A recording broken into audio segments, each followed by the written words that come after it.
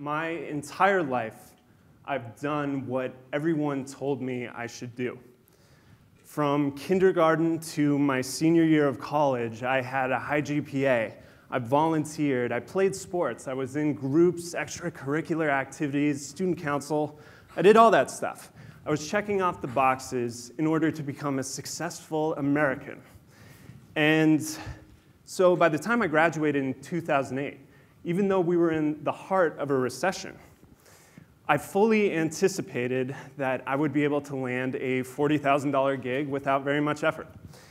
And after 12 weeks of applying for jobs to dozens of companies, maybe even 100, I had been turned down by every single one of them, with the exception of two. One was a staging company whose only job requirements were have a pulse and be a chain smoker. And the other company was a pyramid scheme. So thank you, careerbuilder.com. And my friends were all going through the same thing. It wasn't just me.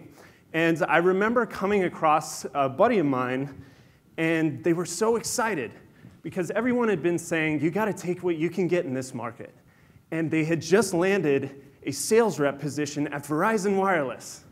And they thought within a year, maybe they could make middle manager. And I was like, what? Did we really just spend the last 4 years? No, the last 17 years pursuing this stuff that other people told us to do, following the rules. And this is where it's going to take us? Verizon Wireless? Selling crappy cell phones? I hate Verizon. I didn't want that at all. And that's what brought me here, the bathroom floor, where I laid on the ground for an hour one night, just like pulling my hair out in frustration, being like, that advice that I took for my whole life, it was a lie. It was a scam. It's leading me somewhere that I do not want to go. It's taking me to a place that's going to be unremarkable. And so I decided I'm going to forget what everyone else is saying. I'm going to make up my own rules.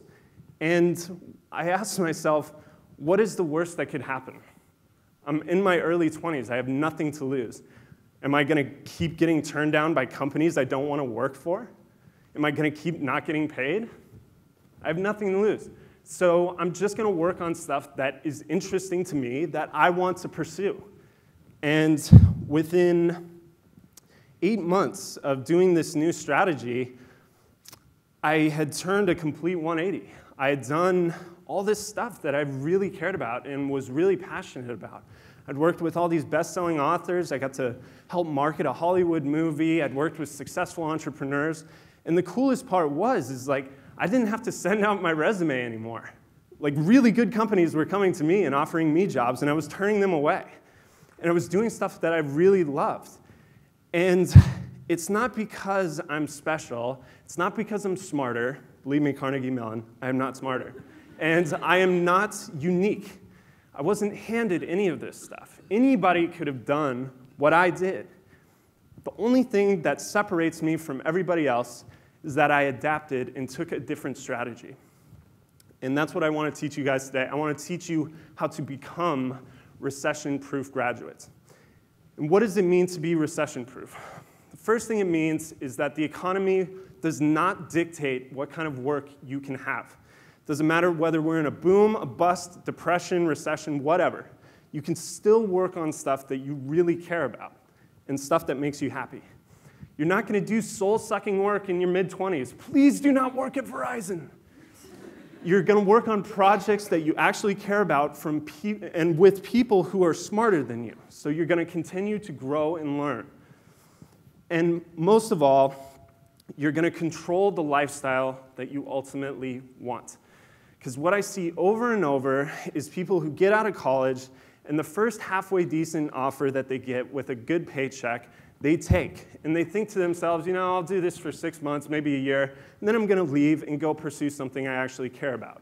And then after a while, they get a girlfriend, and then they get an apartment and a car, and their girlfriend turns into fiancé, who turns into a wife, and they have kids, and then they get a house, and then 10 years later, they're in a spot that they didn't want to be in, but they're in the industry that they didn't want to be in as well. And we want to avoid that.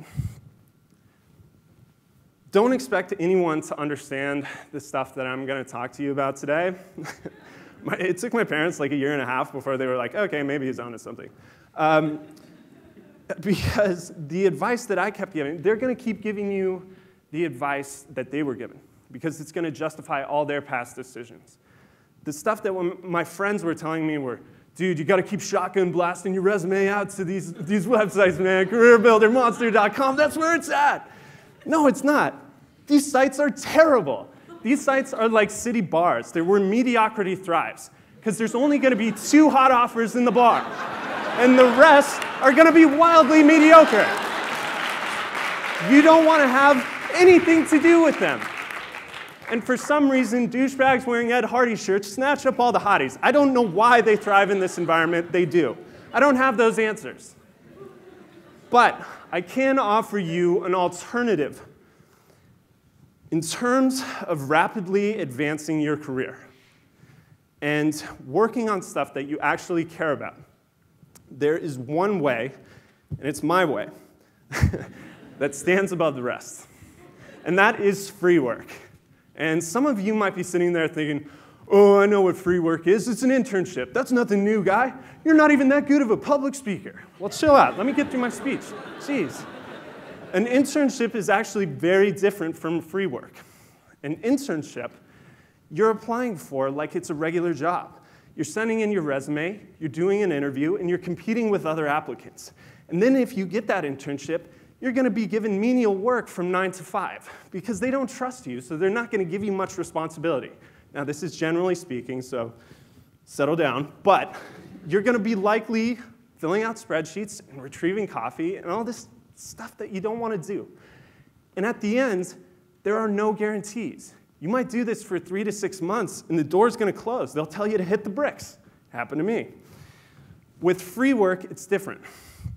You can work with anyone in the world, and you can reach out to them virtually.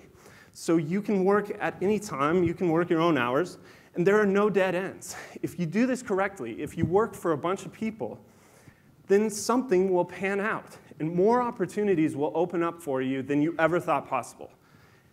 And most importantly, you're only going to work on stuff that you care about, and you're going to be able to figure out what you're truly passionate about, because you can objectively say, I would do this even if I weren't being paid, because you're not being paid. And this is the key distinguishing point between internships and free work. You're continually building a foundation for your career. So, the 6 steps to become a recession-proof graduate. This is how it's done.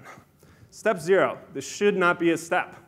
Stop acting entitled. For some reason, as soon as we throw our graduation caps into the air, we expect this $40,000, $50,000, $60,000 job to land into our laps. But the fact is that college degrees are not given to unique snowflake children. Seriously, they aren't. The people who get college degrees are people who are good at taking tests and people who can afford them, generally speaking. Again, this is the truth. Sadly, college degrees are commodities at this point, but not Carnegie Mellon. So, step 1, choose a few areas that you'd like to work in. A lot of us get out of college and we feel completely pigeonholed by our major.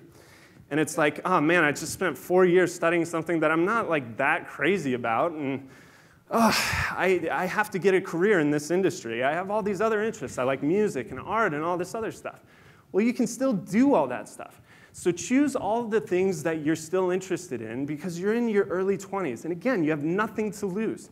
So you can try all this stuff for free and figure out what you really care about. You don't have to be pigeonholed. 2, get some skills. For real. It's so sad because so many college students leave their university and they have no marketable skills. If you've thought about writing proficient in Microsoft Office on your resume, or I have excellent communication skills, you have no skills. Seriously, you're competing with 35-year-olds who are willing to take a cut in pay, who have 10 more years of experience than you. You're just not going to win. So the way I think of getting skills is those industries that you picked. You look at the skills that are both in high demand and difficult to learn. Those are going to be the ones that are of value and will land you gigs.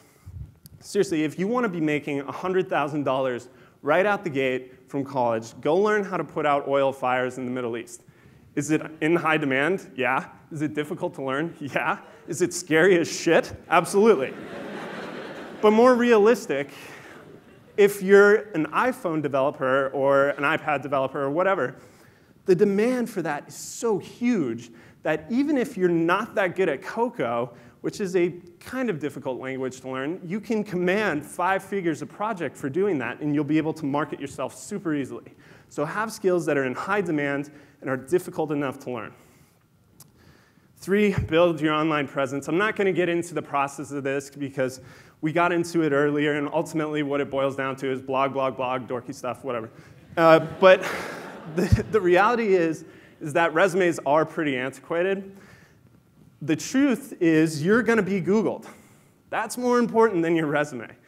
And if you Googled my name in 2007, in the top 5 results were the words drunk and abortion. I swear to God. That is like the worst possible results you could ever have. I can't make up anything worse than that except murder. It's terrible. And while I did want to have a slide that said Charlie Hoehn equals drunk abortion, there is a backstory to that. So the first one, the drunk one, was me submitting a video of my friend to collegehumor.com of him drunkenly riding a bicycle down a flight of stairs. Very funny, and didn't think it would come to bite me in the ass years later, but College Humor has great SEO, so it did. And the abortion one was me making fun of abortion protesters on my campus. Not because I hate or love abortion, but I just think protesters are funny. So 4, pay the bills and cut costs. Because you're going to be doing free work, obviously you're not going to be getting paid for a little while, so you got to figure out a way to pay the bills and cut your costs.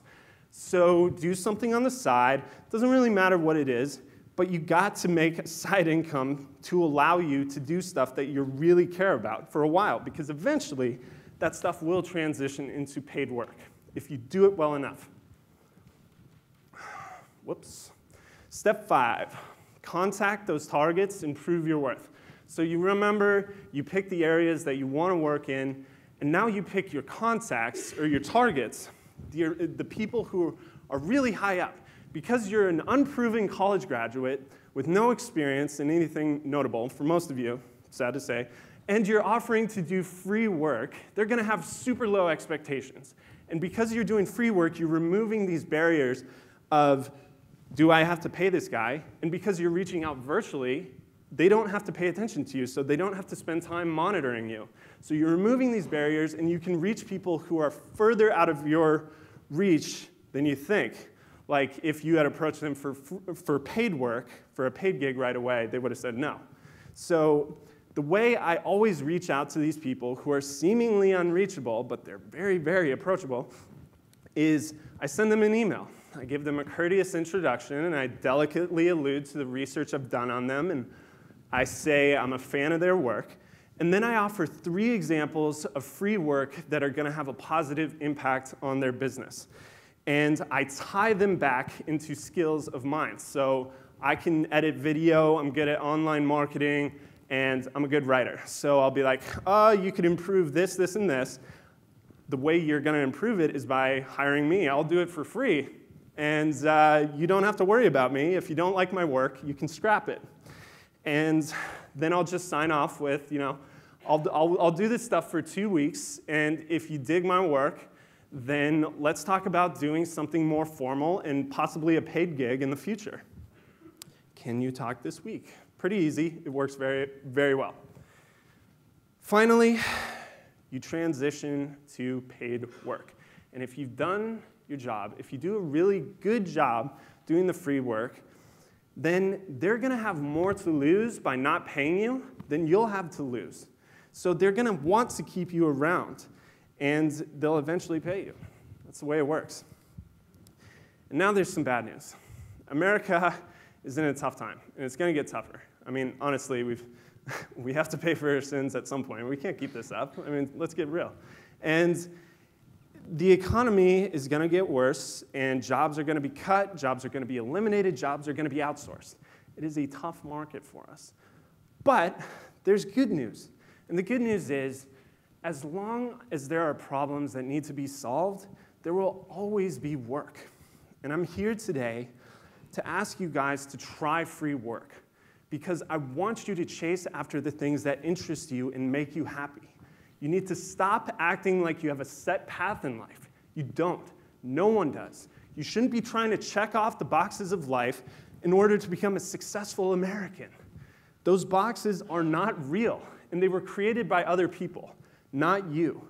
Now is the best time, when you're in your early 20s, when you have nothing to lose, to pursue a path that you care about, and to start building a reputation and a history of work that matters to you and that you're proud of.